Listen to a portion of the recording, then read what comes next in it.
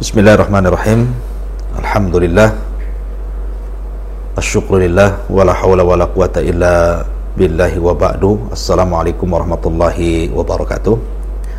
Saya Abu Humairah selaku pembina dan pengasuh Pondok Pesantren Tahfidz Al-Quran dan Bahasa Arab Pondok Pesantren Jabal Uhud yang terletak di lereng Bukit Tiban Kampung, Tiban Lama, Tiban Batam, Kepri, Kepulauan Riau.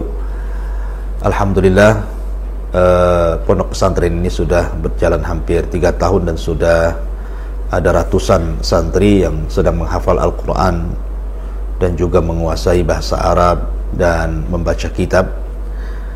Dan mengingat keterbatasan gedung yang kami miliki karena banyaknya peminat santri-santri dari luar, bukan hanya dari Batam tapi juga dari Tanjung Pinang, bahkan dari luar Batam, Sumatera, Jawa, yang mereka berminat untuk datang ke tempat ini, belajar di tempat ini. Akhirnya gedung yang kami miliki tidak mencukupi dan memadai, maka insya Allah kami sedang membangun gedung pesantren yang kapasitasnya bisa mencapai ribuan, sekitar 2-3 lantai. Tetapi bagaimanapun kalau bukan karena Allah Subhanahu wa Ta'ala, kemudian kaum muslimin yang ikut berpartisipasi membangun pondok pesantren Tahfidz Al-Quran di tempat kami, tentu kami bukanlah siapa-siapa dan kami juga tidak bisa apa-apa. Semua karena pertolongan Allah Subhanahu wa Ta'ala, sehingga kami mengetuk hati-hati kaum muslimin untuk ikut menyumbangkan sebagian hartanya membantu pembangunan pondok pesantren bahasa Arab dan tahfidz Al-Quran untuk mencetak para generasi Al-Quran di masa yang akan datang. Nabi SAW bersabda, ma naqasa min malis sadaqah, ma naqasa min malis sadaqah, tidak mungkin berkurang harta yang disedekahkan, tidak mungkin berkurang harta yang disedekahkan. Subhanakallahumma bihamdika, asyhadu an la ilaha illa anta, astaghfiruka wa atubu ilaik. Assalamualaikum warahmatullahi wabarakatuh.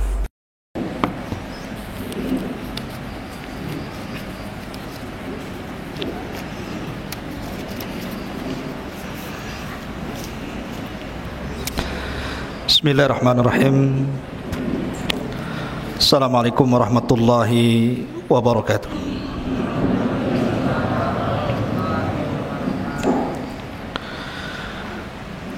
Alhamdulillah, salatu wassalamu ala rasulillah wa ala alihi wa sahbihi wa mawalah, wa la hawla wa la quwata illa billahi wa ba'du. Alhamdulillah, di malam hari ini, di malam Ahad, kita bisa berkumpul di Masjid Jabal Uhud. Dan insyaallah di malam hari ini kita akan mengadakan pengajian, karena sudah lama juga saya hampir 2 bulan tidak memberikan tausiah khususnya kepada santri-santri Jabal Uhud dan umumnya kepada masyarakat, karena juga ada musibah jatuh. Dan alhamdulillah di malam hari ini dengan izin Allah Subhanahu wa Ta'ala kita bisa duduk bersama untuk thalabul ilmi kembali. Dan tema di malam hari ini harusnya khususnya santri, tadi saya anjurkan membawa Al-Quran, tetapi mungkin panitianya lupa tadi, karena malam ini kita akan membahas tentang satu kisah yang paling baik di dalam Al-Quranul Karim. Ma'asyiral muslimin yang dimuliakan Allah Subhanahu wa Ta'ala, tentu tidak ada kisah yang lebih baik dalam Al-Quran melebihi kisahnya para nabi dan rasul. Di dalam surah Yusuf, tepat pada ayat yang ketiga, Allah Subhanahu wa Ta'ala berfirman, nahnu naqussu 'alaika ahsanal qasasi bima auhayna ilaika hadzal Qur'an. Kami menceritakan kepadamu ya Muhammad kisah yang paling baik dengan mewahyukan Al-Quran kepadamu. Sebagian para ulama berselisih pendapat, dari sekian kisah para nabi dan rasul, mana kisah yang paling baik dari seluruh kisah para nabi dan rasul di dalam Al-Quranul Karim? Ada yang mengatakan bahwa kisah terbaik dalam Al-Quran adalah kisahnya Nabiullah Adam alaihi salatu wassalam, karena memang Adam adalah bapa pertama manusia. Ada juga yang mengatakan bahwa kisah terbaik dalam Al-Quran adalah kisah Ibrahim, karena Ibrahim adalah bapaknya para nabi, di mana setelah diutusnya Ibrahim tidak ada para nabi dan rasul kecuali dari keturunan Ibrahim. Ada yang mengatakan bahwa kisah terbaik dalam Al-Quran adalah kisahnya Nabi Musa. Alasannya karena hampir seluruh surat dalam Al-Quran secara umum ada petikan-petikan kisah Nabi Musa di dalamnya. Tetapi ada juga yang mengatakan bahwa kisah terbaik dalam Al-Quran, dan ini yang paling kuat wallahu alam, adalah kisahnya Nabi Yusuf alaihi salatu wassalam. Kenapa kisah Nabi Yusuf alaihi salatu wassalam dikatakan ahsanal qasasi, kisah terbaik dalam Al-Quran? Karena secara zahir ayat, dalam ayat ketiga dalam surah Yusuf, Allah mengatakan nahnu naqussu alaika ahsanal qasas, kami akan mengkisahkan kepadamu ya Muhammad kisah terbaik dalam Al-Quran. Dan ini terdapat dalam surat Yusuf ayat ketiga. Karena kisah Nabi Yusuf ini unik. Pada awal kisah bercerita tentang mimpi, pertengahan kisah mimpi lagi, dan akhir kisah mimpi lagi. Jadi awal, tengah, akhir cerita mimpi, dan tidak ada pada nabi-nabi yang lainnya. Walaupun ada beberapa kemiripan antara kisah Nabi Musa dengan kisah Nabi Yusuf alaihi salatu wassalam. Di antaranya adalah Nabi Musa alaihi salatu wassalam hidup di istana, Nabi Yusuf juga sama hidup di istana. Musa di istana Fir'aun, sementara Yusuf di istananya seorang pejabat tinggi Mesir namanya Al-Aziz. Kemudian yang kedua, Nabi Musa terpisah dengan ibunya, dan Nabi Yusuf alaihi salatu wassalam terpisah dengan siapa? Dengan bapaknya Yakub. Kemudian juga Nabi Musa alaihi salatu wassalam yang mengangkat anak siapa? Istrinya Fir'aun, Asyah bintu Muzahim. Satu di antara wanita terbaik dunia dari 4 wanita. Maryam bintu Imran, Khadijah bintu Khuwailid, Fatimah bintu Rasulullah sallallahu alaihi wasallam, kemudian Asyah bintu Muzahim, ibu angkatnya Nabi Musa. Lah Nabi Yusuf juga sama, diambil oleh siapa? Oleh Zulaikha, istri daripada Al-Aziz, pejabat tinggi Mesir. Jadi kerajaan Mesir itu di bawah raja ada gubernur-gubernur. Pemimpin gubernur itu namanya Al-Aziz. Jadi Al-Aziz itu di bawah raja Mesir. Pemimpin tertinggi setelah raja Mesir itu Al-Aziz. Lah yang meminta agar Yusuf dibeli ketika dijual oleh para pedagang adalah istrinya Zulaikha. Jadi ada kemiripan.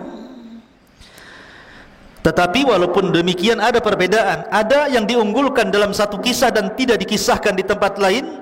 Tetapi secara zahir ayat, dalam ayat ketiga dalam surah Yusuf, maka Allah mengatakan bahwa surah Yusuf atau kisah Nabi Yusuf adalah ahsanal qasas, kisah terbaik dalam Al-Quran. Ini yang kita akan kisahkan.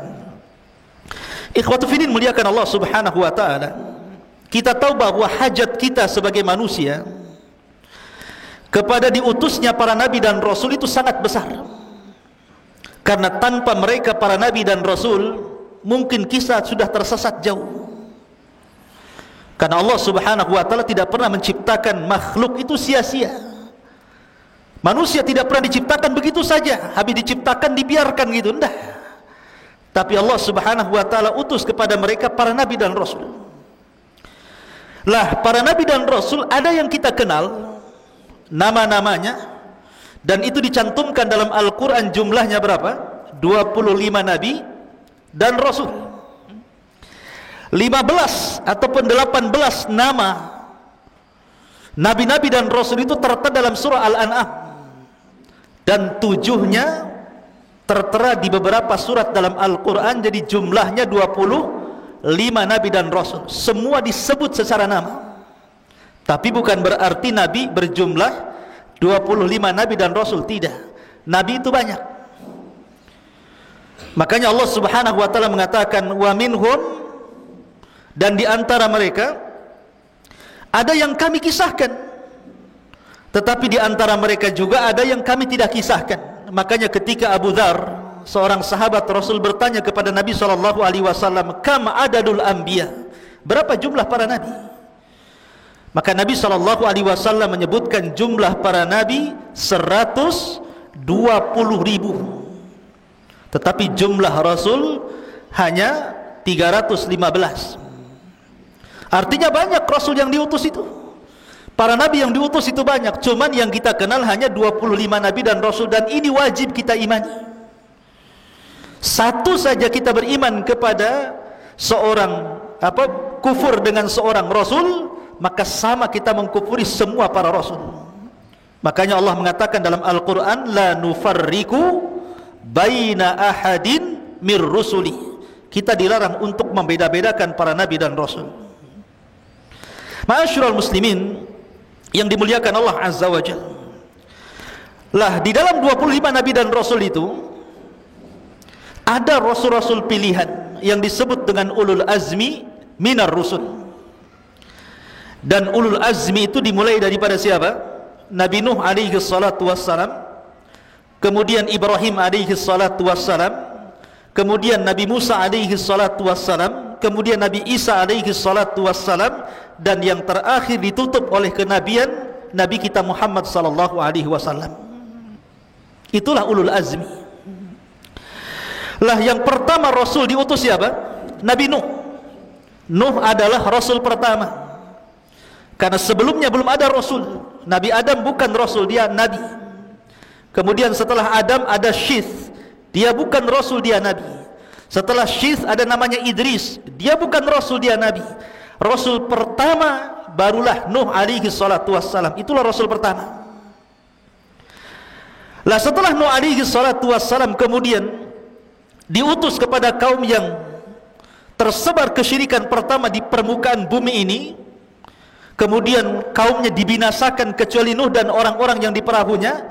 Maka kemudian setelah Nuh meninggal, dibangkitkan sebuah kaum yang disebut dengan Ad. Diutus kepada mereka siapa? Nabi Hud.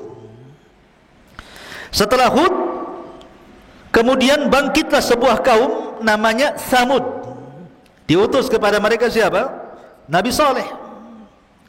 Setelah itu tidak dijelaskan apakah Allah mengutus para nabi dan rasul setelah mereka ataukah tidak, sampai diutusnya siapa? Nabi Ibrahim alaihi salatu wassalam. Lah, Ibrahim inilah yang disebut dengan Abul Anbiya, bapaknya para nabi. Karena Allah takdirkan setelah Ibrahim diutus alaihi salatu wassalam, tidak ada nabi dan rasul kecuali keturunan Ibrahim. Lah, Ibrahim inilah kemudian punya anak yang melahirkan para nabi. Pertama Ismail, dari keturunannya tidak ada jadi nabi kecuali Nabi kita Muhammad sallallahu alaihi wasallam. Kemudian yang kedua Nabi Ishak. Lah, Nabi Ishak ini barulah kemudian lahir dari Ishak siapa? Yakub, yang disebut dengan Israel, yang nanti keturunan Nabi Yakub disebut Bani Israel. Lah, Yakub ini keturunannya banyak melahirkan para nabi. Dia memiliki putra 12 dari berapa? Dari 4 istri. Nabi Yakub ini dari 4 istrinya lahir 12 putra-putranya. Salah satunya Nabi Yusuf yang kita akan ceritakan. Kemudian Binyamin. Lah dari keturunan Lawa, salah satu putra Nabi Yakub itu banyak ribuan para nabi lahir. Para nabi lahir luar biasa. Ya, jadi nabi itu bukan 25 nabi dan rasul, tapi banyak. Dan semuanya kembali kepada nasab Nabi Ibrahim alaihi salatu wassalam. Dan Ibrahim itu memiliki keistimewaan luar biasa. Bagaimana tidak? Anaknya dipersembahkan untuk kurban, badannya dipersembahkan untuk dibakar, kemudian hartanya dipersembahkan untuk ikramud dhaif, memuliakan tamu, dan hatinya hanya diberikan kepada Allah Subhanahu wa taala. Idz qala lahu rabbuhu aslim qala aslamtu li rabbil alamin. Itulah ucapan Ibrahim. Lah Ibrahim inilah yang melahirkan Ishak, kemudian melahirkan Yakub. Dari Yakub inilah lahir Nabi Yusuf. Makanya Yusuf itu disebut Ibnul Karim, ya, wabnu Ibnil Karim, wabnu Ibni Ibnil Karim. Anaknya dari orang yang mulia, dari orang yang mulia, dari orang yang mulia. Kenapa? Karena seluruh keturunannya para nabi. Dia nabi Yusuf alaihi salatu wassalam, bapaknya Nabi Yakub alaihi salatu wassalam, kakeknya Nabi Ishak alaihi salatu wassalam, kakek keempatnya Ibrahim. Semua para nabi. Makanya surat Yusuf ini ikhwan, asbab nuzulnya kenapa sampai diturunkan? Karena surat Yusuf ini termasuk surat yang awal-awal turun. Jadi ada seseorang datang ke Mekah sebelum hijrah Nabi SAW, bercerita di hadapan para sahabat macam-macam cerita. Cerita ini, cerita itu, macam-macam cerita diceritakan. Akhirnya para sahabat ini mengadu kepada Rasulullah dan mengatakan, "Ya Rasulullah, ceritakanlah kepada kami kisah terbaik, sebagaimana orang itu bercerita banyak cerita dari luar." Maka Nabi SAW terdiam sampai Jibril kemudian datang, kemudian menurunkan surah Yusuf. Lah ketika Nabi SAW kemudian diturunkan surah Yusuf, maka para sahabat mendengar dengan seksama dan takjub dengan kisah Nabi Yusuf ini. Lah orang-orang Yahudi di Madinah ketika mendengar Nabi SAW menceritakan tentang kisah Nabi Yusuf yang merupakan wahyu Al-Quran, mereka menangis. Kenapa? Karena mereka teringat dengan nabi-nabi mereka. Dari sini menunjukkan bahwa Islam itu bukan agama komunitas, tapi Islam itu agama universal. Artinya menyeluruh, bukan hanya untuk orang Arab, tapi untuk seluruh manusia. Inna arsalnaka illa rahmatan lil alamin. Ma'asyiral muslimin yang dimuliakan Allah Azza wa Jalla. Taib, untuk supaya tidak memperpanjang waktu, kita akan masuk pada kisah Nabi Yusuf alaihi salatu wassalam. Bagaimana kisahnya? Kisah Nabi Yusuf ini ikhwan lengkap diceritakan dalam Al-Quran. Sangat menakjubkan, karena hampir semua sisi diceritakan dalam kisah ini. Banyak pelajaran, khususnya antum para santri. Ma'asyiral muslimin yang dimuliakan Allah Azza wa Jalla, kisah Nabi Yusuf ini dimulai dengan mimpi. Saya katakan dari awal tadi, dimulai dengan mimpi, pertengahannya mimpi, dan akhirnya juga mimpi. Ketika Nabi Yusuf alaihi salatu wassalam di usia 10 tahun, Nabi Yusuf alaihi salatu wassalam bermimpi, dan mimpinya diceritakan kepada bapaknya. Coba yang mau mushaf para akhwat, di dalam surah Yusuf ayat yang keempat, Allah katakan, "Idz qala Yusuf li abi, ya abati inni ra'aitu ahada asyara kaukaban wasyamsa wal qamara ra'aituhum li sajidin." Ingatlah ketika Yusuf berkata kepada ayahnya Yakub, "Wahai ayahku, sesungguhnya aku bermimpi melihat 11 bintang, matahari dan bulan. Kulihat semua mereka sujud kepada aku." Ikhwatu fiddin, tentu yang dimaksud sujud di sini bukan sujud ibadah, karena tidak boleh sujud ibadah kecuali diberikan kepada Allah. Yang dimaksud sujud di sini sujud ta'zim, penghormatan. Sama ketika Nabi Adam alaihi salatu wassalam Di hadapan para malaikat Allah katakan usjudu li Adam fasajadu illa iblis. Sujudlah kepada Adam, maka seluruh malaikat sujud kepada Adam kecuali iblis. Ini bukan sujud ibadah kayak antum salat sujud, bukan, tapi sujud penghormatan. Seperti umpamanya kalau tentara hormat kan diletakkan di sini. Ini, itu namanya hormat. Lah budayanya mereka seperti itu hormatnya dengan cara sujud. Jadi bukan sujud ibadah, karena tidak boleh sujud ibadah kecuali kepada Allah. Kalau sujud ibadah diberikan kepada selain Allah, terjerumus kepada kesyirikan, dosa besar. Tidak boleh.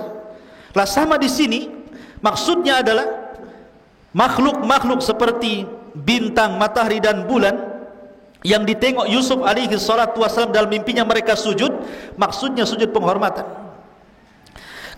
Lah Nabi Yakub alaihi salatu wasallam paham, ini bukan mimpi biasa. Ini mimpi luar biasa. Di mana karena Yakub seorang nabi, turun wahyu kepada dia, dia tahu bahwa Yusuf ini kelak akan menjadi nabi. Makanya Nabi Yakub kemudian menasihati Yusuf, sebelum terjadi apa-apa dengan kamu, maka jangan ceritakan mimpi ini. Makanya Allah katakan, ya bunai la taqsus ru'yaka ala ikhwatika fayaqidu laka kaidan inna syaitana lil insani aduwwum mubin. Wahai anakku, jangan kau ceritakan mimpimu ini kepada saudara-saudaramu itu, karena mereka akan membuat makar untukmu. Karena syaitan itu adalah musuh yang nyata bagi manusia. Jadi Nabi Yakub sudah memperingatkan Yusuf, jangan cerita mimpi ini. Kalau cerita sampai cerita kedengaran kepada saudaranya, timbul hasad, ini bisa masalah. Ya. Jadi dari sini ikhwan fillah yakunikan Allah Subhanahu wa taala banyak pelajaran dari dua ayat ini. Pertama, khusus bagi antum ya para santri. Di sini Allah Subhanahu wa taala ajarkan bagaimana akhlak dan adab. Lihat seorang bapa berakhlak kepada anak dan anak berakhlak kepada bapa.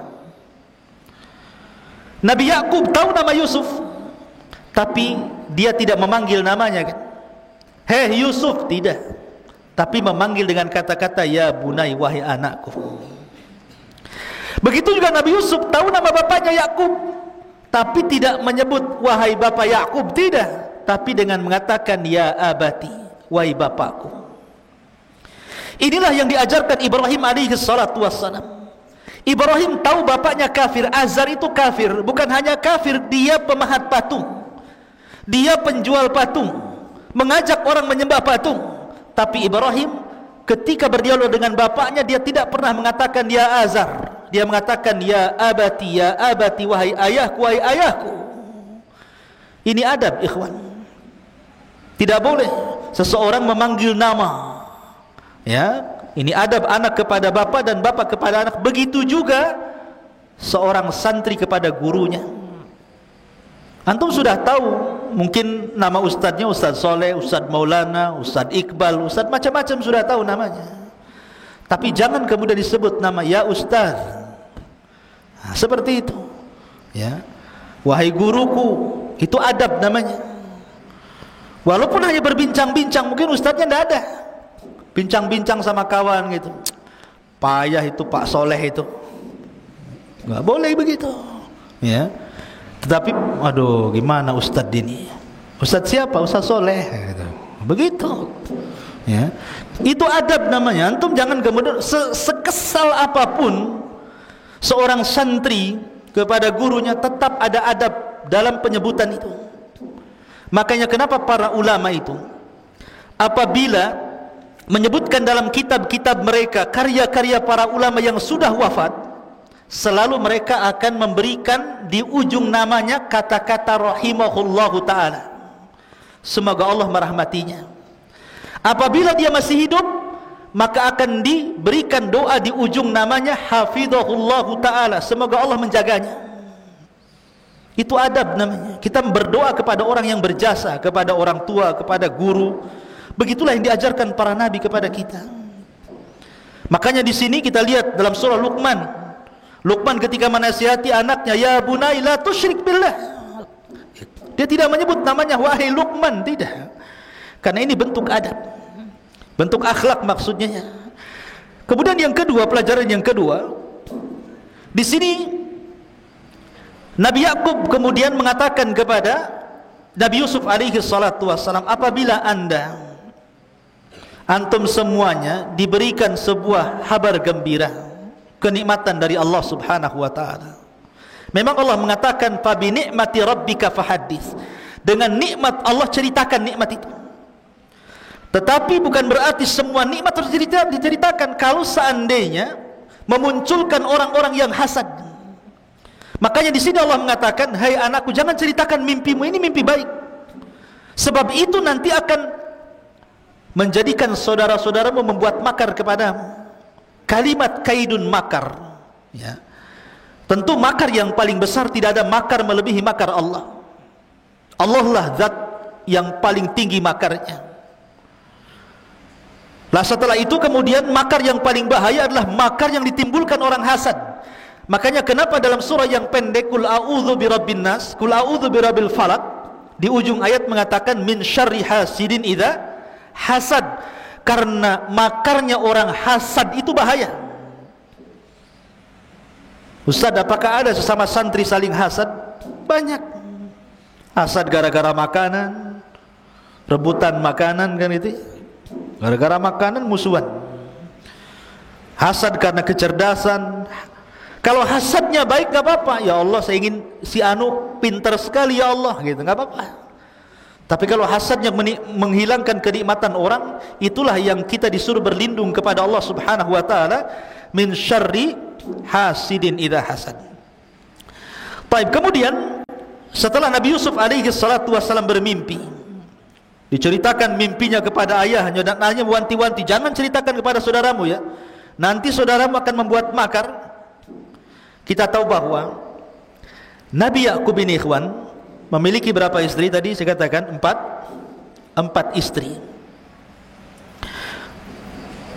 Lah di antara salah satu dari 4 istri itu ada namanya Rahil. Nama istri Yakub itu ada namanya Rahil. Rahil inilah ibu daripada Nabi Yusuf dan Binyamin. Jadi Nabi Yusuf dan Binyamin itu satu kandung, dari ibu yang sama dan bapak yang sama. Adapun saudara-saudaranya lain bapak, lain ibu satu bapak. Lah ketika ibu Rahil ini melahirkan adiknya Nabi Yusuf namanya Binyamin, meninggal dia. Akhirnya Nabi Yusuf dan Binyamin ini tidak punya ibu, hanya punya bapak Nabi Yakub alaihi salatu wassalam. Lah karena memang Nabi Yusuf dengan Binyamin ini masih kecil, yang paling bungsu gitu dari seluruh anak-anak Yakub. Yakub ini ingin memposisikan plus, bukan hanya selaku ayah kepada Nabi Yusuf dan Binyamin, dia pun ingin memposisikan menjadi ibu. Akhirnya dia lebih mencintai Nabi Yusuf dan Binyamin dibandingkan istri-istri yang masih hidup dan anak daripada istri-istri yang masih hidup.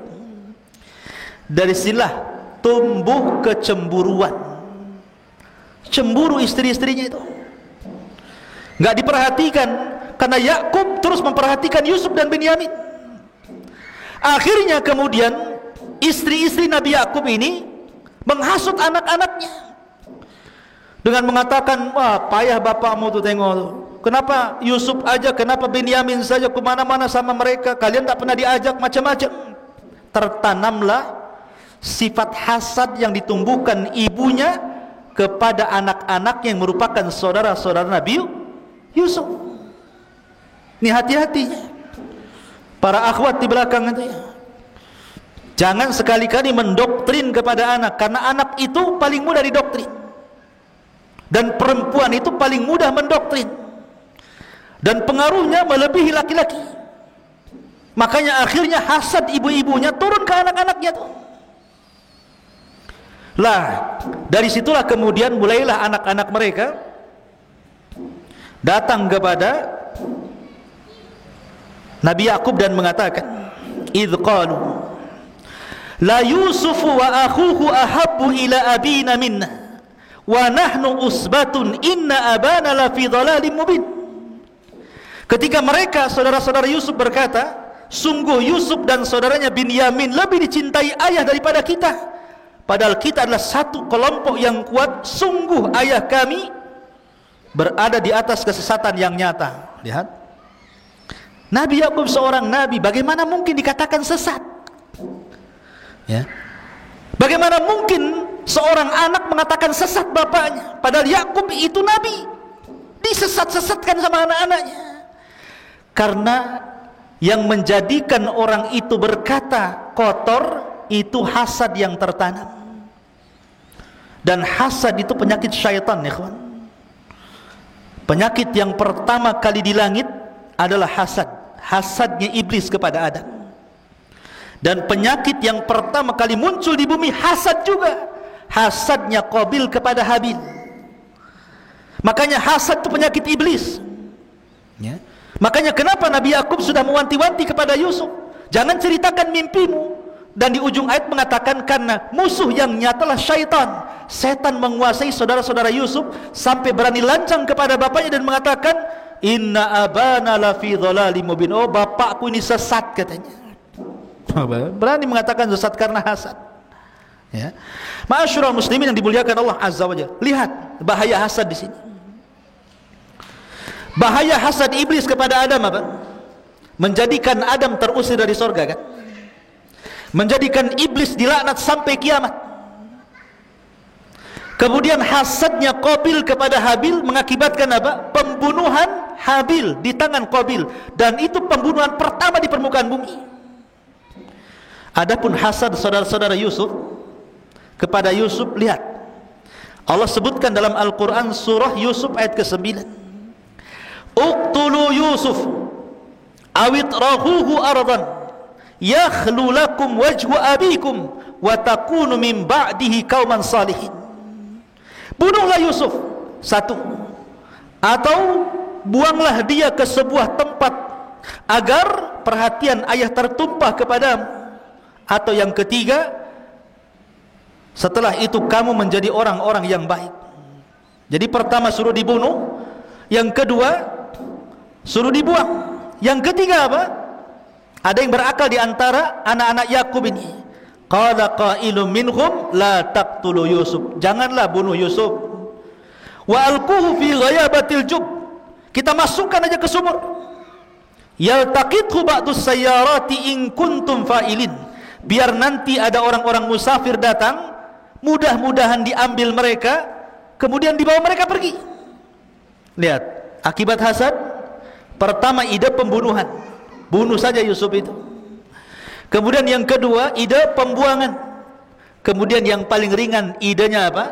Dimasukkan ke sumur. Semua bicara tentang nyawa. Dibunuh jelas menghilangkan nyawa.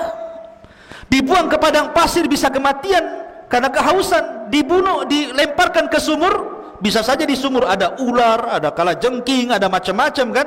Makanya Allah mengatakan ghayabatil jub. Kenapa dikatakan ghayabatil jub? Ghayabah itu artinya tidak terlihat. Ini bukan sumur kecil, bukan sumur 15 meter, 12 meter, bukan. Tapi sumur yang enggak tahu kedalamannya. Makanya Allah mengibarahkan dengan ghayabatil jub. Saking dalamnya enggak kelihatan. Coba bayangkan. Dan Yusuf 3 hari di situ. 3 hari dalam sumur yang gelap itu. Kalau seandainya saya kasih hadiah 50.000, antum uka-uka di sana, di siapa yang berani? Malam ke hutan Jabal Uhud sana. Jalan ke hutan sana. Ya, nanti pagi datang lagi ke sini. Siapa yang berani ngacung? Ustadz kasih 50.000. Saya tambah 100.000. Tambah aja 500. Tambah 1 juta. Nggak ada yang ngacung. Ustadz-ustadznya lah. Coba. Itu loh di hutan ini, Yusuf udah sumurnya di hutan, masuk lagi ke dalam sumur itu.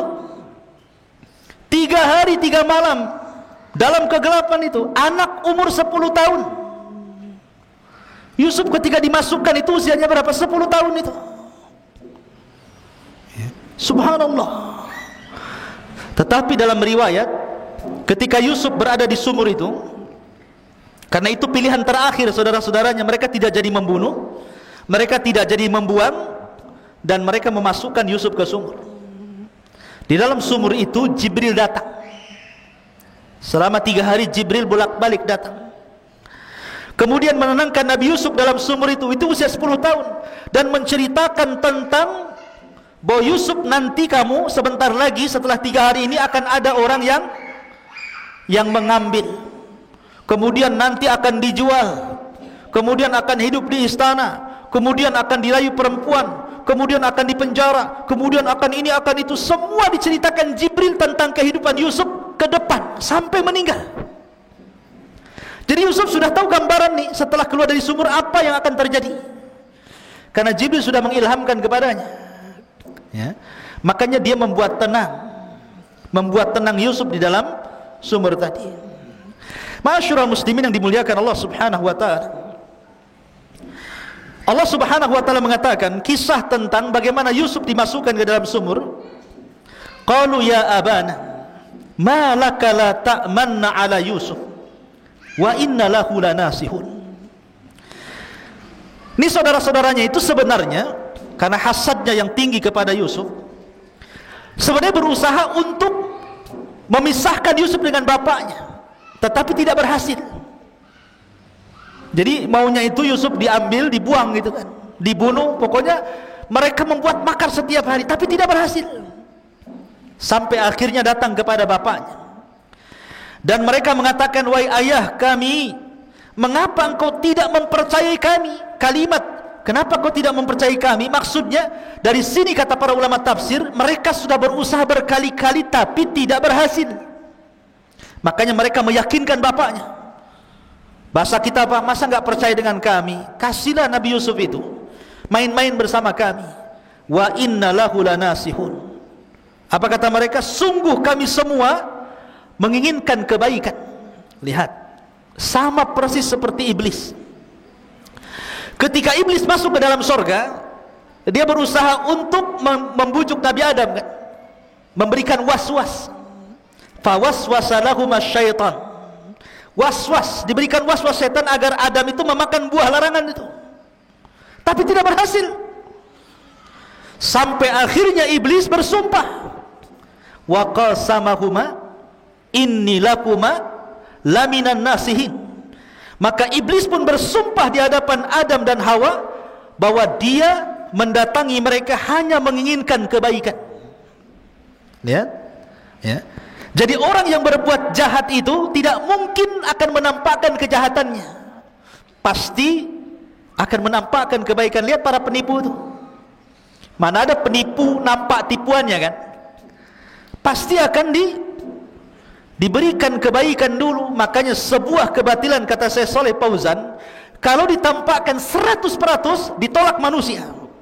Tapi kebatilan itu kalau kemudian ada kebaikan di situ dan tercampur hak dan batil, barulah manusia menerimanya. Makanya kenapa di sini ikhwatu fiddin, dalam rangka memuluskan kejahatannya, mereka meyakinkan bapaknya, percayalah bapak kepada kami. Kami ini tidak ingin apapun kecuali kebaikan kepada Yusuf. Arsilhu ma'ana ghadan yarta wa yal'ab wa inna lahu lahafidhun. Biarkanlah dia pergi bersama kami besok pagi agar dia bersenang-senang dan bermain-main dan kami bisa menjaganya. Jadi diyakinkan bapaknya itu. Sampai akhirnya bapaknya luluh. Mulailah kemudian mereka membawa Nabi Yusuf alaihi salatu wassalam bermain-main. Lah ketika itulah mereka merencanakan. Dari ketika itu mereka berangkat 11 orang, karena Benyamin masih kecil tidak diajak. Lah yang 10 orang ini membuat makar di tengah padang pasir.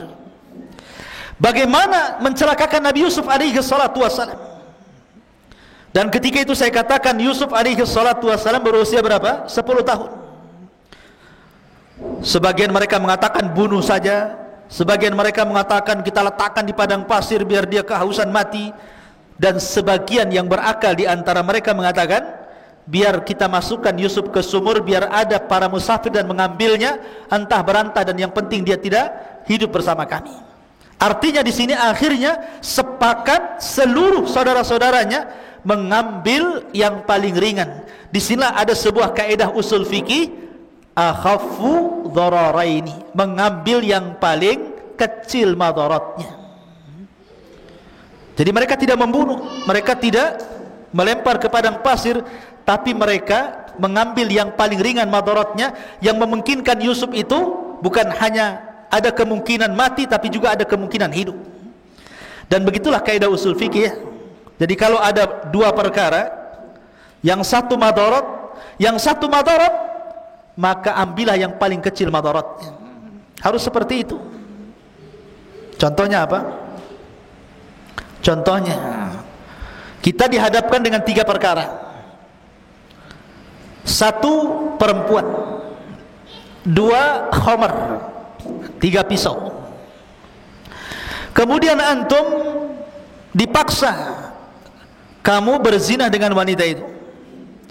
Kalau tidak, kami bunuh. Kalau engkau enggak mau, minumlah khamar. Ini kan semua madarat, ikhwan. Berzina dosa besar, minum khamar dosa besar, membunuh juga dosa besar. Tapi antum dipaksa melakukan salah satu dari tiga perkara ini. Kita memilih yang mana? Semua dosa besar. Membunuh tidak mungkin, berzina tidak mungkin, minum khamar juga tidak mungkin. Maka yang paling ringan apa? Hah? Yang paling ringan apa? Novel yang paling ringan apa? Membunuh? Apa? Nggak tahu. Minum khamar? Bukan. Kalau minum khamar Anda mabuk, mabuk ini hilang, nanti memperkosa, dibunuh dia, makin berat. Makanya khamar itu disebut umul khaba'is, rajanya keburukan itu khamar. Karena kalau sudah mabuk itu bisa macam-macam, membunuh, menghilangkan nyawa, ya berzina kan begitu, walaupun mengingkari. Itu yang paling ringan. Tetapi kalau bisa dihindarkan, tiga-tiganya kita hindarkan. Tapi dalam kaidah kalau nyawa kita terancam, kecuali harus melakukan tiga perkara, ambillah yang paling ringan dari tiga perkara itu. Begitulah kaidah para ulama ya. Ma'asyiral muslimin yang dimuliakan Allah Azza wa Jalla. Baik, kita kembali kepada kisah. Lah setelah kemudian Nabi Yusuf alaihi salatu wassalam betul-betul dimasukkan ke dalam sumur, dan 3 hari Nabi Yusuf di dalam sumur itu, kemudian datang Jibril alaihi salatu wassalam, kemudian diceritakan kisahnya sampai kelak Yusuf meninggal, dan membuat kemudian Nabi Yusuf kemudian tenang. Disitulah setelah 3 hari datanglah para qafilah, para musafir yang dagang dari Palestina menuju Mesir, karena ketika itu mereka tinggal di Palestina. Lah ketika kemudian mereka mencari-cari sumur karena kehabisan kehabisan air, dimasukkanlah kemudian dalwun itu. Lah Yusuf sudah diberitahu sama Jibril, nanti sebentar lagi setelah 3 hari pasti akan ada tambang dengan timba, kamu ambil saja tambang itu. Makanya kemudian ketika tiba-tiba datang tambang, langsung diambil, kemudian dia dinaikkan ke atas. Maka takjublah para musafir itu, kok bisa ngambil air dapat manusia? Kayak orang mancing, ya kan? Nggak dapat ikan, dapat celana dalam, ya kan? Kan ada itu yang salah sasar itu, ya kan? Jadi ini orang mancing itu, orang mengambil air, ternyata setelah berat disangka air sampai di atas kemudian manusia. Dan Nabi Yusuf alaihi salatu wassalam, ikhwan, adalah orang yang paling tampan. Sebagian ulama mengatakan bahwa Yusuf alaihi salatu wassalam itu diberikan separuh ketampanan Nabiullah Adam alaihi salatu wassalam. Separuh ketampanan Nabi Adam itu diberikan kepada Yusuf. Adam itu tampan, ya. Dan Adam itu bukan kera, bukan monyet, sebagaimana teori Darwin. Kamu tahu teori Darwin? Bahwa asal-muasal manusia itu dari kera, awalnya bungkuk, kemudian lahir lagi mulai tegak, jadilah antum. Jadi antum menurut teori Darwin itu berasal dari monyet hutan, ya. Kita katakan teori ini bertentangan. Adam itu loh nabi yang paling ganteng, separuh kegantengan Adam diberikan kepada Yusuf. Kita semua turunan Adam, nggak apa-apa Darwin saya keturunan kera, biar dia monyet, ya. Tapi kita bukan bangsa kera, kita bangsa manusia. Lah Yusuf diberikan separuh ketampanan Adam, makanya ketika melihat anak kecil tampan gitu ya, senang tuh. Kemudian mereka mulai mengambilnya. Kemudian dibawalah mereka, perjalanan rupanya mereka mengarah ke Mesir. Sesampainya mereka ke Mesir, maka kemudian mereka pun menjual Nabi Yusuf alaihi salatu wassalam. Subhanallah, Allah subhanahu wa ta'ala mempertemukan Nabi Yusuf dengan pembeli yang akan mengangkat derajatnya. Ada seorang pejabat namanya Al-Aziz. Pejabat itu namanya Al-Aziz. Saya katakan tadi, kerajaan Mesir itu dia dipimpin oleh seorang raja, di bawahnya para gubernur. Lah para gubernur ini ada pimpinan gubernur. Lah pimpinan gubernur itu disebut Al-Aziz, ada namanya Al-Aziz. Jadi dia posisinya di bawah raja. Dan Allah takdirkan dia tidak punya anak sama sekali. Akhirnya kemudian dia ingin memuliakan istrinya Zulaikha dengan cara apa? Mencari dan membeli budak-budak anak-anak. Maka berjalanlah Al-Aziz dengan Zulaikha ini ke pasar jual beli budak. Lah tiba-tiba dilihatnya ada anak kecil, tampan nih, pokoknya putih, mancung luar biasa. Di sini langsung tertarik Zulaikha dan mengatakan kepada Al-Aziz, belilah anak itu supaya kita bisa mengangkat anak atau nanti suatu ketika bermanfaat untuk kita. Akhirnya dibelilah, subhanallah, dengan harga yang murah, darahima ma'dudah. Dalam Al-Quran seperti itu. Seandainya diberikan saja tanpa kemudian diberikan uang pun ada masalah, tapi tetap dibeli oleh Imra'atu Aziz tadi. Akhirnya kemudian Yusuf pun dibeli, dibawalah ke istana. Istana megah, bayangkan. Ini wakil raja. Tentu rumahnya bukan rumah biasa, rumah istana. Makanannya juga bukan makanan biasa, makanan mewah. Pakaiannya juga indah-indah, kasurnya juga empuk-empuk, dayang-dayangnya dan begitu seterusnya. Lihat bagaimana Allah katakan dalam Al-Quran, asa an takrahu syai'an wa huwa khairul lakum. Terkadang apa yang anda anggap buruk itu rupanya kebaikan di hadapan Allah. Belum tentu yang kita anggap buruk itu buruk bagi kita, bahkan itu sebuah kebaikan. Nabi Yusuf dihasadi oleh saudara-saudaranya, kemudian dibuang ke sumur, dibawa oleh para kafilah, dijual lagi. Tapi Allah katakan, wa asa an takrahu syai'an wa huwa khairul lakum.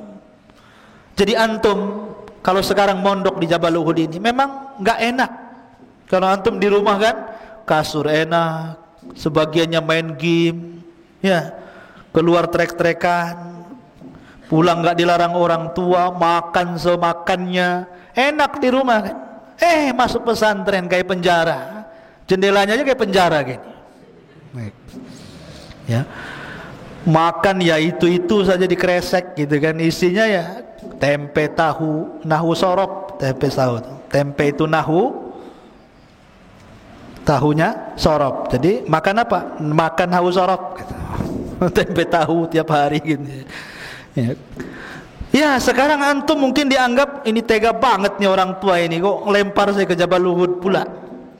Sudah kasurnya sempit, 2 lantai lagi, berdekat-dekat, banyak nyamuk, ini itu, nanjak, capek.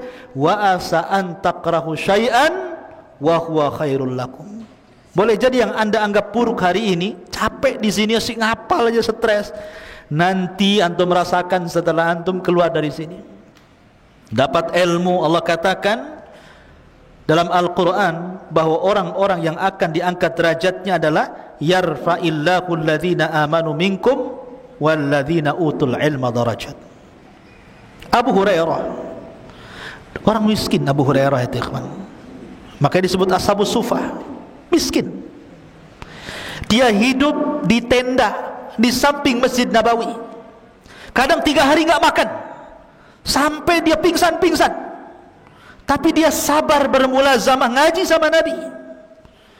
Akhirnya dia cerdas dan Allah berikan anugerah hafalan yang luar biasa yang tidak pernah lupa, dan dia menjadi salah satu dari sahabat yang al-mukthiruna fil hadithi Rasulillah, sahabat yang paling banyak meriwayatkan hadis Nabi sampai kepada kita.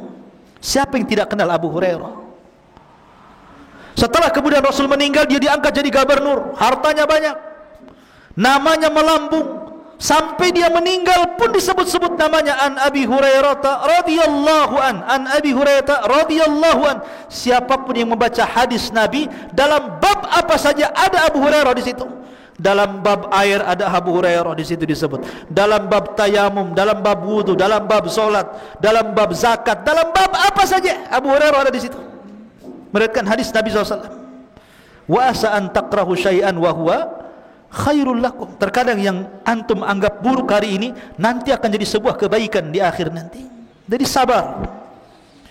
Sabar dalam menimba ilmu itu perlu kesabaran. Kita kembali. Kemudian Nabi Yusuf alaihi salatu wasalam hidup di istana Al-Aziz. Barulah dia merasakan hidup yang sangat enak, makan enak, tidur enak, macam-macam.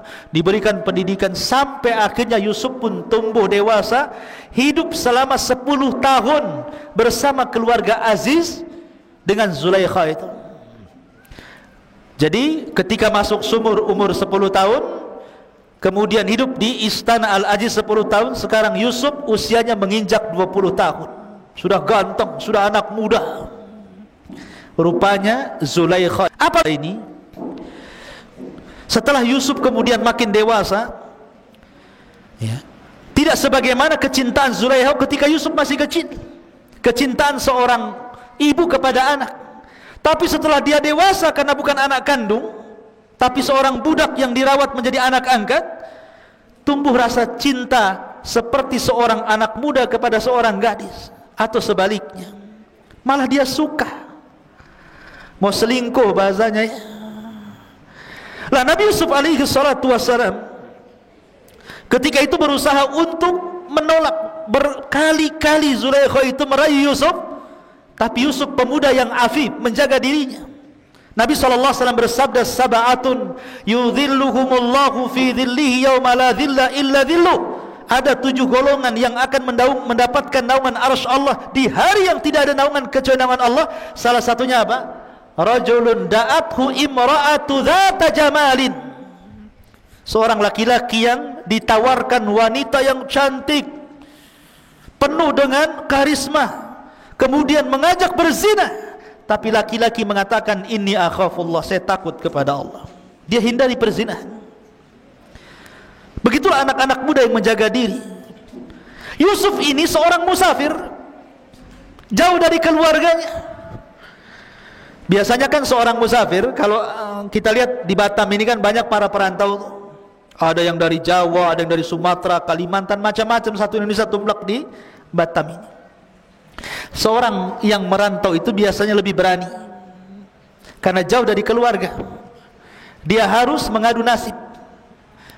Makanya kalau para perantau itu jadi jahat-jahat sekali, kalau jadi baik-baik sekali. Kenapa dia bisa berbuat jahat? Karena jauh dari orang tua, jauh dari kampungnya. Kalau dia berbuat jahat, orang kampung tidak tahu, orang tuanya tidak tahu, ya. Artinya Yusuf ini kalau diajak berzina dengan wanita istri pejabat yang sangat cantik Zulaikha ini, memungkinkan, karena dia seorang musafir, jauh dari keluarga, orang nggak tahu siapa dia di situ.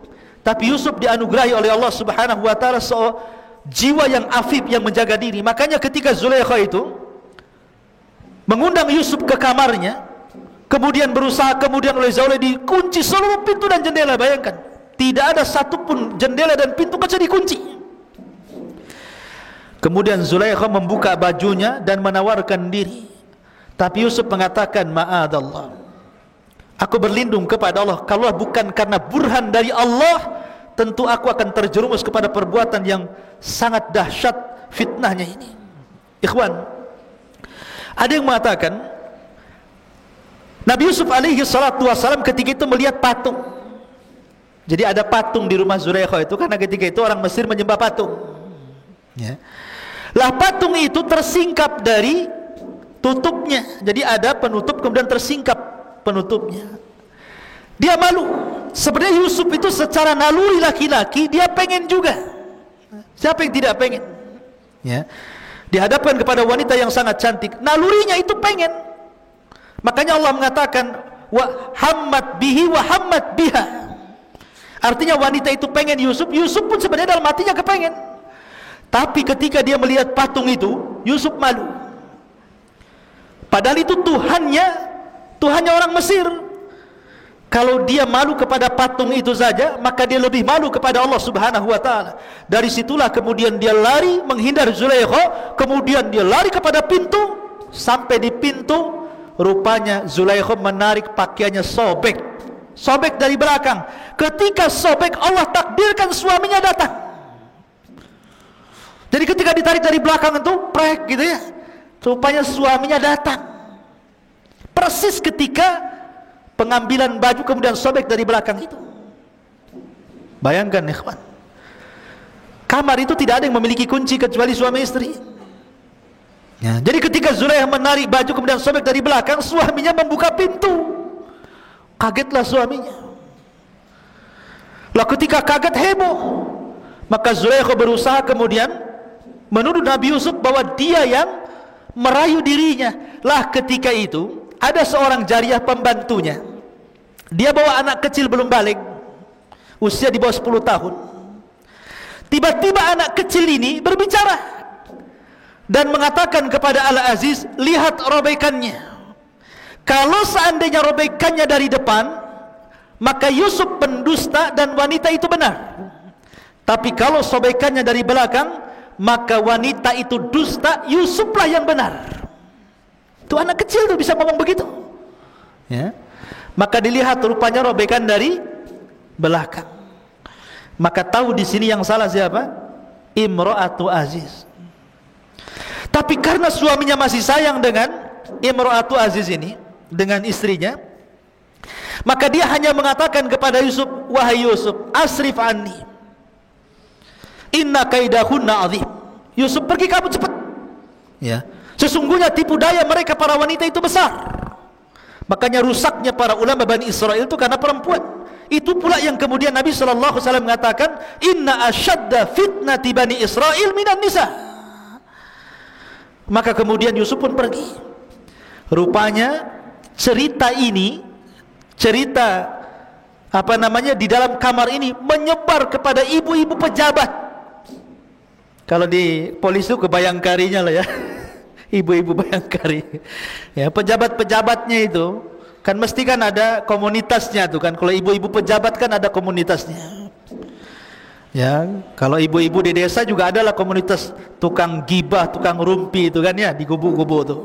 Mesti orang kaya ya komunitasnya orang kaya lah. Mereka punya komunitas. Ibu ini, Zulaikha ini punya komunitas antara mak-mak tuh. Ada yang mengatakan jumlahnya 40 wanita membicarakan tentang Zulaikha. Oh, Zulaikha ini wanita enggak benar rupanya.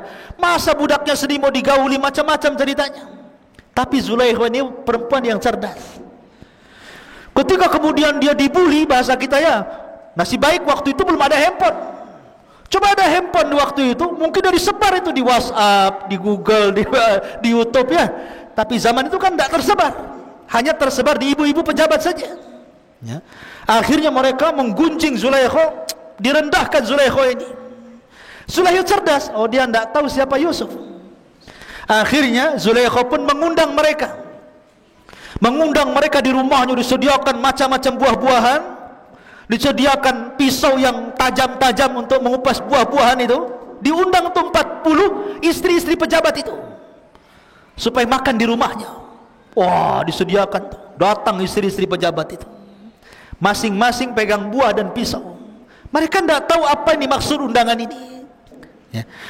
Dan Yusuf pun tidak tahu apa maksudnya. Ketika mereka masing-masing bawa pisau, di tangannya bawa buah, apa kata Zulaikha kepada pembantunya? Bukakan pintu itu biar Yusuf masuk kemari. Maka dibukalah pintu itu. Ketika Yusuf kemudian keluar, subhanallah, Yusuf ini ghaddul basar, tidak memandang wanita-wanita istri-istri pejabat yang cantik-cantik itu. Dia suruh berjalan saja sama Zulaikha, dia nurut saja karena dia budak masalahnya ya. Kalau enggak maka akan dihukum. Maka ketika kemudian para wanita itu melihat Nabi Yusuf alaihi salatu wassalam, maka mereka pun kemudian mengatakan falamma ra'ainahu akbarna wa qatta'na aydiyahun. ketika mereka melihat Nabi Yusuf, akbarna itu maksudnya takjub. Takjub itu maksudnya Nabi Yusuf berjalan, tetapi matanya tidak pernah melihat mereka, dia hanya nunduk saja. Beda dengan antum. Ya, kalau ke mall itu yang dipandang yang aneh-aneh. Ya. Betul-betul ghaddul basar. Makanya mereka mengatakan akbarna wa qatta'na aydiyahun. Kalimat qatta'na kalau dipotong, ini pisau umpamanya. Ini kertas, pisau. Kalau satu kali sobekan dengan pisau berarti qata'a namanya. Tapi kalau qatta' pakai tasdid berarti berkali-kali. Itu bahasa Arabnya. Jadi ketika dia pegang buah itu, sambil lihat Yusuf itu dipotong-potong gitu tangannya itu. Subhanallah. Dan wanita-wanita yang memotong tangannya sambil melihat Nabi Yusuf yang ganteng itu tidak merasakan sakit sama sekali. Kenapa? Kaidah, apabila seseorang sudah melebihi kecintaan yang di atas rata-rata, biasanya apapun rasa sakit akan hilang dari dia. Seperti Bilal bin Rabah, sangat mencintai Allah dan Rasulnya, disiksa sekuat apapun dia tidak merasakan sakit. Dia hanya mengatakan ahadul ahad, ahadul ahad. Begitulah wanita itu. Dia melihat, tidak pernah melihat laki-laki ganteng yang paling ganteng. Bagaimana tidak? Yusuf diberikan separuh ketampanan Nabi Adam, maka mereka mengatakan ma hadza basyarun in hadza illa malakun karim. Oh, ini bukan orang, ini malaikat katanya. Ya, kan? Sampai mereka mengatakan seperti itu. Saking gantengnya nggak terasa memotong-motong tangannya sendiri. Lah disitulah kemudian baru Zulaikha tersenyum kepada mereka. Maka Zulaikha pun kemudian mulailah memaksa Yusuf agar melayani dirinya. Kalau tidak, saya akan penjarakan kamu. Tapi Yusuf tetap mengatakan as-sijnu ahabbu ilai. Penjara lebih aku cintai daripada melakukan perzinahan. Maka akhirnya kemudian Yusuf pun, karena Zulaikha ini wanita cerdas, dia mengatur urusan. Ini wanita-wanita sudah terfitnah dengan Yusuf, sampai kemudian tangannya dipotong-potong. Maka para suami-suaminya ini berkumpul. Para suami-suami yang wanita-wanita terpotong-potong ini berkumpul. Kemudian mereka takut dengan Yusuf memfitnah istri-istri mereka. Akhirnya mereka sepakat untuk memenjarakan Yusuf. Lihat bagaimana kejahatan mereka. Bersepakat untuk memasukkan Yusuf ke dalam penjara. Maka akhirnya kemudian Yusuf pun dimasukkan ke dalam penjara atas ide Zulaikha, dan juga didukung oleh para suami-suami wanita itu, karena akan menjadi fitnah bagi para wanita. Maka dari sini kehidupan Yusuf berubah, ya, masuk lagi ke penjara selama 10 tahun. Lah ada kisah menarik. Raja itu punya zawak. Antum tahu zawak? Zawak itu dalam bahasa Arab, bahasa kita ini tukang nyicipin makanan, disebut zawak namanya. Jadi raja itu kan punya tukang masak sendiri, tukang pembuat minum sendiri. Kan sebelum masakan itu dikasih raja, ada yang cicipi, takut dikasih racun. Begitu juga minuman, kalau sebelum sampai kepada raja, maka tukang nyicipinya ini meminum dulu, takut diberi racun. Lah Allah takdirkan zawak ini meninggal dunia. Yang tukang nyicipi itu meninggal dunia. Kemungkinan meninggal dunia karena diracun. Dan racun itu kemungkinan ada pada makanan atau pada minuman. Akhirnya ditangkaplah pembuat makanan dan pembuat minuman itu. Lah itu bertepatan ketika Yusuf masuk penjara. Makanya Allah mengatakan dalam Al-Quran, dalam surah Yusuf itu, maka Yusuf masuk penjara bersama 2 anak muda. Masuk ke dalam penjara, ya. Akhirnya kemudian Yusuf masuk nih, 3 orang Nabi Yusuf dan 2 orang yang berkasus itu, karena berencana untuk salah satunya meracuni zawak tadi.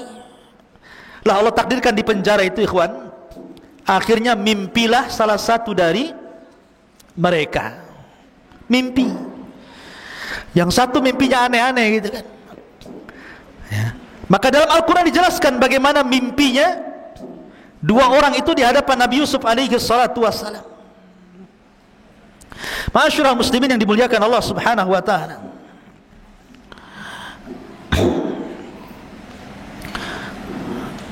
Gimana?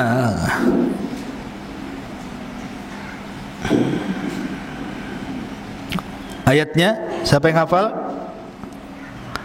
Mimpinya anak muda itu?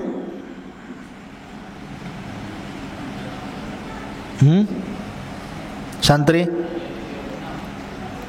Yang keras. Iya, baca. Ayat ke-36.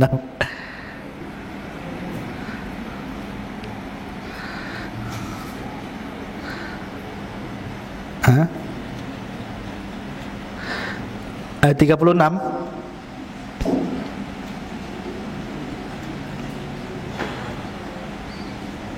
Baik, kita bacakan ya. Di antara mimpinya bukan 36, wa dakhala ma'ahu sijna fatayan, dan bersama Nabi Yusuf itu masuk pula dua orang pemuda ke dalam penjara. Tadi saya sudah sebutkan kisah dua pemuda ini, yang satu tukang buat roti, yang satu tukang buat minuman karena tertuduh telah meracuni Dhawaq tadi. Qala ahaduhuma, berkata salah satu dari keduanya, inni arani a'siru khamran, wa qala al-akhar inni arani ahmilu fawqa ra'si khubzan ta'kulu at-tayru minhu nabbi'na bi ta'wilihi inna naraka minal muhsinin. Sesungguhnya aku bermimpi memeras anggur, dan yang lainnya berkata aku bermimpi membawa roti di atas kepalaku, sebagiannya dimakan burung, berikanlah kepada kami takwilnya, sesungguhnya kami memandangmu termasuk orang yang baik. Maka Nabi Yusuf alaihissalam ini kan ahli takwil mimpi. Nabi Yusuf sudah tahu pasti salah satunya akan mati. Salah satunya akan mati nih.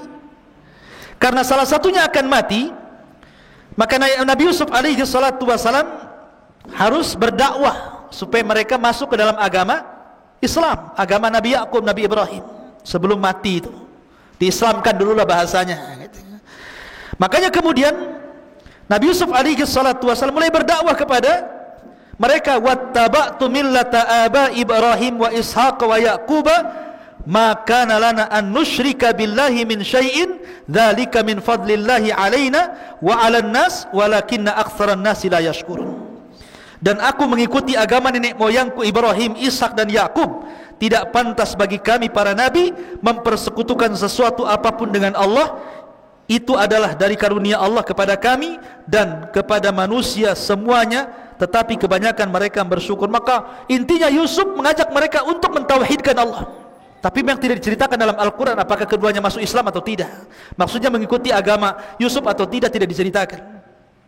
Tapi yang diceritakan adalah ketika keduanya kemudian diloloskan dari penjara, maka Nabi Yusuf alaihissalam ketika itu mengatakan kepada salah satu dari yang akan diselamatkan, tidak akan mati, nanti kamu cerita kepada raja tentang kasusku, aku akan ceritakan kasusku, kamu cerita kepada raja, mudah-mudahan raja mengampuniku.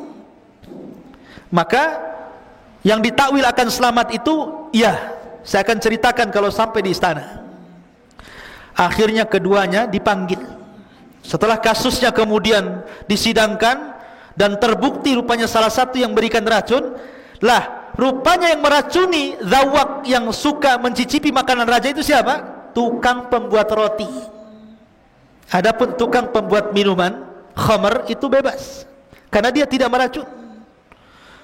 Makanya ketika ditakwil itu ada roti di atas kepalanya, sebagiannya dimakan burung. Maksudnya adalah dia akan diponis mati dan dialah akan disalib dan jasadnya akan dimakan burung. Makanya ketika keluar penjara, yang membuat roti ini dia yang bersalah menaruh racun tadi, maka mati.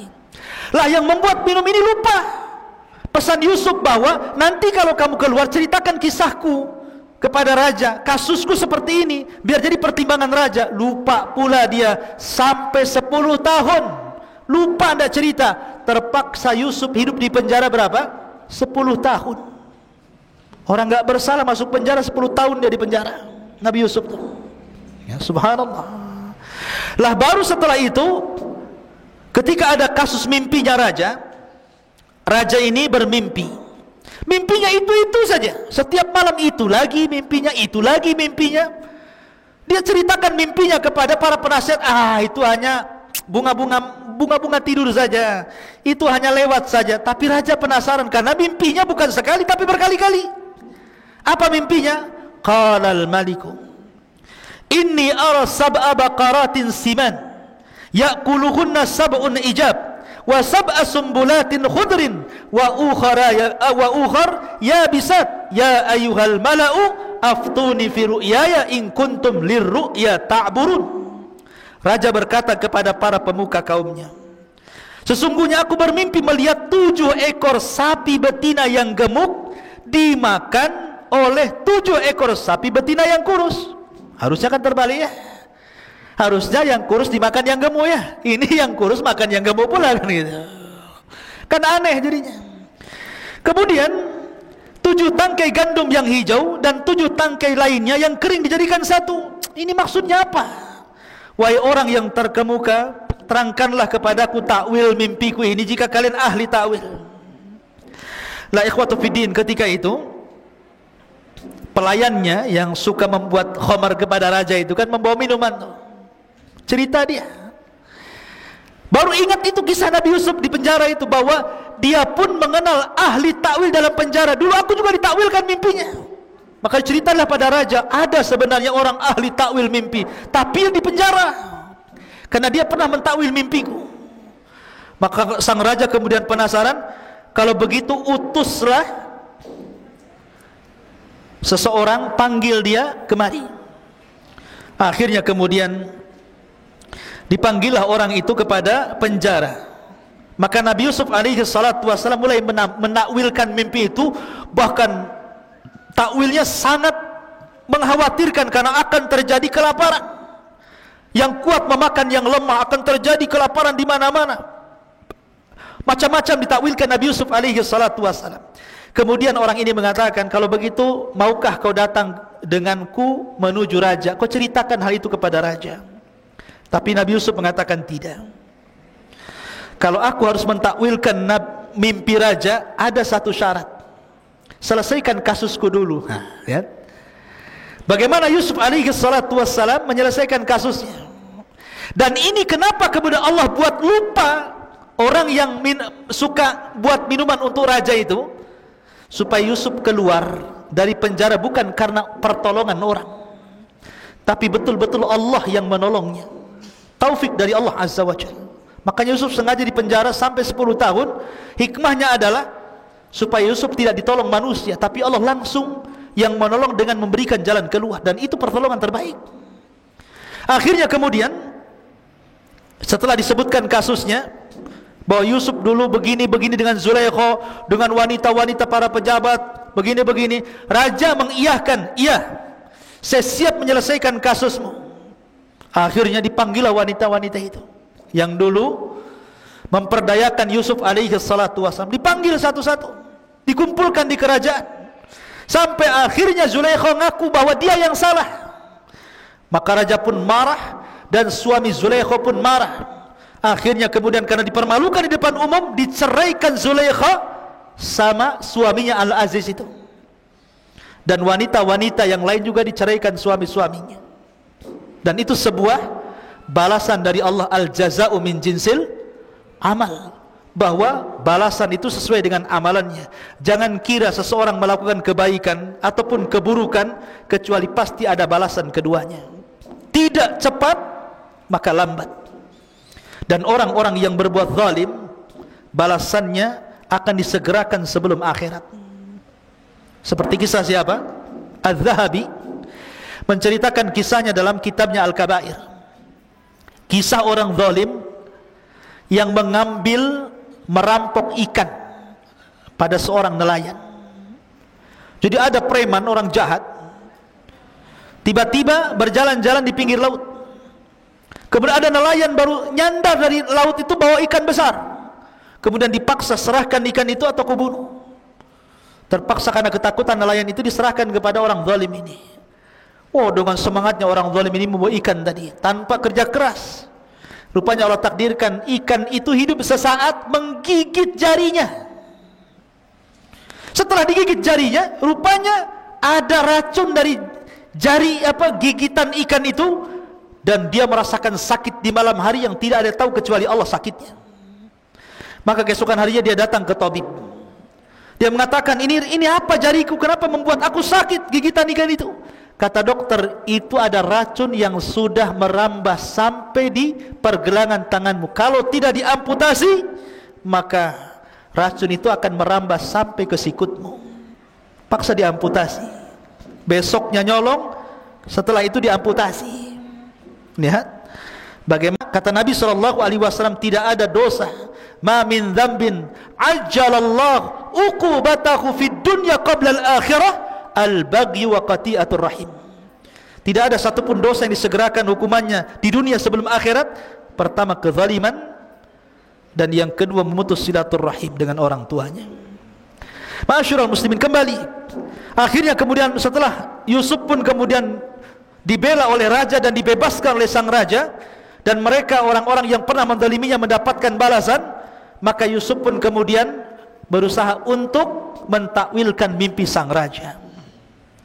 Maka sang raja ketakutan akan kondisi kerajaannya, karena ini bukan setahun 2 tahun paceklik yang ditakwilkan Yusuf, 7 tahun akan terjadi paceklik hebat, kelaparan di mana-mana.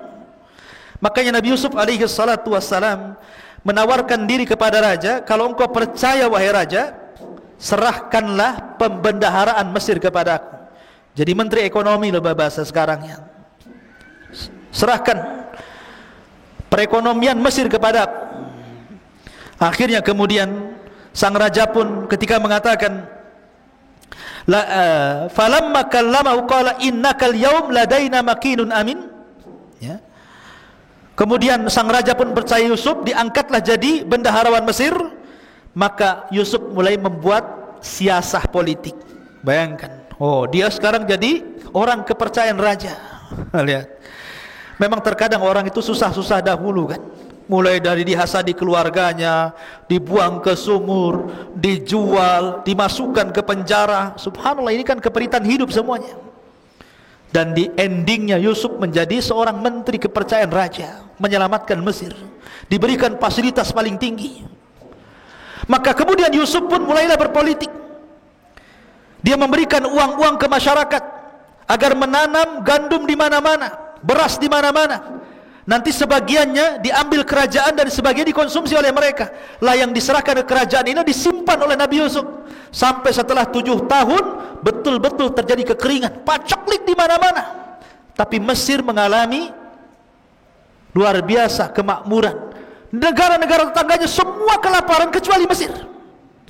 Semua kelaparan, termasuk Palestina. Karena Palestina dekat dengan Mesir, perjalanan darat. Perbatasannya jalur Gaza itu kan. Ya. Akhirnya terdengarlah oleh keluarga Nabi Yakub bahwa kalau ingin mendapatkan makanan dan tidak akan kelaparan, maka mereka boleh menukar gandum, menukar makanan dengan barang-barang berharga. Berangkatlah keluarga Yakub ini. 10 orang datang ke Mesir membawa barang. Yusuf sudah sukses di Mesir. Lah ketika datang ke istana Mesir, Yusuf kenal. Ini orang-orang ini kenal, ini dulu orang yang menzalimi saya. Lihat, orang yang disakiti selamanya tidak akan lupa kepada orang yang menyakiti. Tapi orang yang menyakiti akan lupa kepada orang disakitinya. Itu kaidah itu. Ingat gak antum dulu zalimi saya? Enggak ingat. Yang menzalimi biasanya gitu, enggak ingat ya. Tapi yang dizalimi akan ingat terus. Wah ini, walaupun udah tua, mukanya ini kayak dulu nih orang yang kurang ajar sama saya ini. Ya. Yusuf kenal tuh saudara-saudaranya, tetapi saudara-saudara nggak kenal sama Yusuf. Ya. Maka Yusuf pun kemudian, tapi dia berusaha. Disinilah Allah tampakkan adabnya seorang nabi, akhlaknya seorang nabi. Jazaul ihsan, jazaus sayyi'ah. Balasan keburukan tidak dibalas dengan keburukan, tetapi dibalas dengan kebaikan. Begitulah para nabi yang mengajarkan kepada kita. Ya. Dulu mereka hasad, maka lawan hasad itu kita berikan kebaikan kepada orang yang hasad. Inilah cara menghilangkan hasad. Kan saudara-saudara Yusuf kan hasad tuh kepada Yusuf, maka Yusuf justru tidak hasad. Jadi mereka akhirnya diberikan kan dalam kaedah pemberian penukaran barang itu satu unta satu karung gandum. Walaupun mereka banyak 10 unta, tetap dikasih satu unta, satu orang satu unta. Akhirnya mereka mengatakan, Yusuf nih mengatakan, berapa saudara kalian? Mereka mengatakan 11 orang. Loh, kenapa cuma 10? Benyamin maksudnya saudaranya gak dibawa. Kenapa cuma 10? Besok-besok kalau kamu datang, ajak yang ke-11-nya. Kalau engkau tidak ajak, kami tidak akan kasih gandum lagi. Untuk kebaikanku, kata Yusuf, nih gandumnya, setiap satu unta, satu karung, nih saya kembalikan semua barang berharganya. Tuh, baik kan? Udah gak diambil barang berharganya, dikasih gandum lagi, ya. Akhirnya pulanglah mereka sampai di Palestina, berjumpa dengan Nabi Yakub. Nabi Yakub itu pantang makan yang haram, pantang makan pemberian orang, tidak mau dia. Ketika dia melihat gandum-gandum itu di atas unta, kemudian barang berharganya kembali, Yakub menolak, tidak mau. Ini harus dikembalikan nih.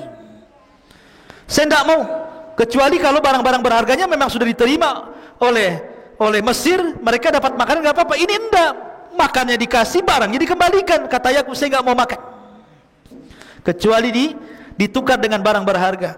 Akhirnya mereka mengatakan, tidak wahai ayahku. Mereka minta syarat, kalau kami harus kembali ke Mesir, adik kami Benyamin harus diajak. Kalau nggak lengkap 11, mereka akan menolaknya. Nabi Yakub teringat dengan Yusuf. Nabi Yakub teringat dengan Yusuf, nanti dimasukkan sumur lagi kan gitu ya. Dia takut karena di antara ujian Nabi Yakub itu salah satunya dia menangis karena sedih kehilangan Yusuf sampai buta. Setiap hari Yakub menangis karena tidak wajar kematian Yusuf, apalagi tahu Yakub ini Yusuf akan jadi nabi. Makanya dia sedih menangis, akhirnya buta, nggak bisa melihat. Pada awalnya Yakub tidak mengizinkan Benyamin, tapi dirayu dan ini demi makan, demi tidak kelaparan. Akhirnya Yakub pun kemudian setelah dipastikan Benyamin aman, maka boleh mengizinkan Benyamin ikut. Berangkatlah mereka dengan Benyamin yang tadinya 11 unta jadi 10 unta jadi 11 unta, kan jadi banyak tuh karungnya. Setelah sampai di sana, Nabi Yusuf kenal dengan Benyamin. Benyamin tidak kenal dengan Yusuf. Akhirnya kemudian oleh Nabi Yusuf dipisahkan tuh dari kawan-kawannya, dimasukkan ke dalam kamar. Kemudian Yusuf baru bercerita bahwa dia adalah Yusuf. Wah, senanglah Benyamin karena berjumpa dengan saudaranya sudah lama, bertahun-tahun tidak berjumpa. Dari situlah maka Yusuf tidak mau berpisah dengan Benyamin. Disitulah dia buat makar. Dia ngomong sama Benyamin, nanti sebelum kau pulang, nanti kendaraanmu akan saya kasih barangku, nanti kau akan dituduh mencuri. Nanti kalau kamu dituduh mencuri, kamu tidak akan pergi lagi ke Palestina dan kamu akan hidup bersama saya di sini. Betul, dibuat siasat seperti itu. Setelah barang-barangnya kemudian ditukar dengan gandum, kemudian orang-orang ini sudah mau kembali ke Palestina. Sebelum masuk sampai gerbang saja, para penjaga teriak, ada barang yang hilang, ada barang yang hilang, barangnya Malik hilang. Akhirnya penjaga pun menutup gerbang, kemudian memeriksa semua bawaan 11 saudara Yusuf ini. Dicek semuanya, ya. Rupanya yang bawa barang ada siapa, Benyamin. Ditangkaplah Benyamin. Ketika itu hukuman orang mencuri, kalau ikut syariat Yakub maka menjadi budak, kalau ikut syariat Mesir maka dibunuh. Cuma dua itu saja hukuman orang mencuri ketika itu, jadi budak atau dibunuh, ya. Dan Yusuf mengikuti syariat Yakub. Akhirnya kemudian mereka pun meminta-minta agar jangan menahan Benyamin, karena mereka sudah berjanji kepada bapaknya untuk mengembalikan Benyamin, ya. Karena kan Nabi Yusuf bersiasat supaya mereka tahu, ya, bagaimana susahnya Nabi Yusuf dulu. Akhirnya terpaksa salah satu yang berakal dengan mereka mengatakan, ya sudahlah, berangkatlah kalian ke Palestina, yang 9 orang itu. Maka salah satu saudara Yusuf kemudian dengan Benyamin ditinggal di Mesir. Bilanglah sama bapakmu, sama bapak kita Yakub itu bahwa telah terjadi begini-begini. Ceritakan aja sejujurnya bahwa Benyamin begini-begini.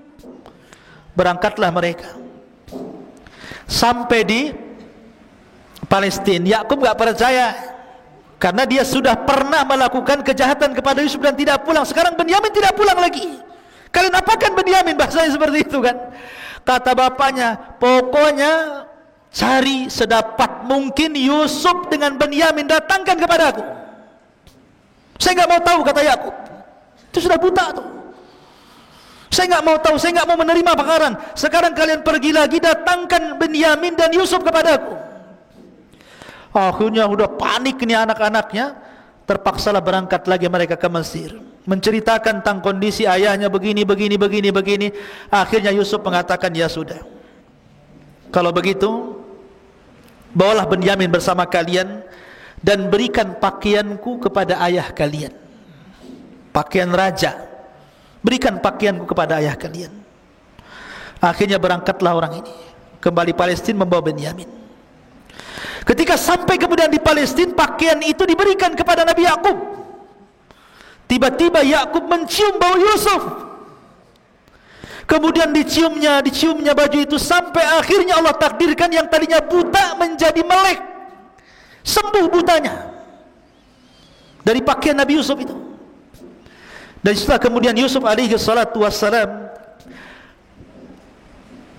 mengundang mereka semua untuk ke Mesir, maka dibawalah seluruh keluarga Nabi Yakub dan 11 saudaranya, istri-istrinya, anak-anaknya, cucu-cucunya, semua diboyong ke Mesir. Dan subhanallah, disinilah takwil mimpi yang terakhir, bahwa apa yang ditakwilkan oleh ayahnya, bahwa kelak maksudnya 12 bintang itu sujud kepada diriku, maksudnya 12 saudaranya. Akhirnya mereka menjadi orang-orang yang mengikuti Yusuf alaihi salatu wassalam. Dan Yusuf ada kesamaan dengan Rasulullah. Nabi ketika Fatu Mekah, dia melihat orang-orang yang pernah membunuh para sahabat, yang pernah mencaci maki, yang pernah menghinanya. Tapi Nabi tidak balas dendam kecuali kepada orang-orang tertentu. Nabi hanya mengatakan, idhabu fa antumut tulaq, pergi kalian ku maafkan. Maka Yusuf pun sama, mengatakan kepada saudara-saudaranya, la tasriba alaikumul yaum yaghfirullahu lakum wa huwa arhamur rahimin. Tidak ada celaan hari ini, Allah sudah ampuni dosa-dosa kalian, dan Allah zat yang maha pengasih di antara seluruh maha pengasih. Akhirnya mereka hidup di Mesir menjadi sebuah komunitas. Yakub pun kemudian meninggal dunia, maka lahirlah dari putra-putra Yakub, keturunan Yakub, yang kemudian disinilah cerita berawal kisah Bani Israel. Karena Bani Israel berkembang di Mesir sampai kepada cerita Fir'aun dan begitu seterusnya. Itulah di antara kisah terbaik dalam Al-Quran, kisah Nabi Yusuf alaihi salatu wassalam. Sebagai gambaran kisah, antum bisa baca Al-Qurannya, nanti akan nyambung dengan kisah yang saya kisahkan. Dan mudah-mudahan kedepannya kita membuat kajian rutin, entah seminggu sekali, ya, membahas ilmu-ilmu penting supaya menjadi bekal antum ketika pulang berdakwah di masyarakat. Mudah-mudahan ada manfaatnya. Subhanakallah bihamdika, asyhadu an la ilaha illa anta, astaghfiruka wa atubu ilaik. Allahu ta'ala alam. Assalamualaikum warahmatullahi wabarakatuh.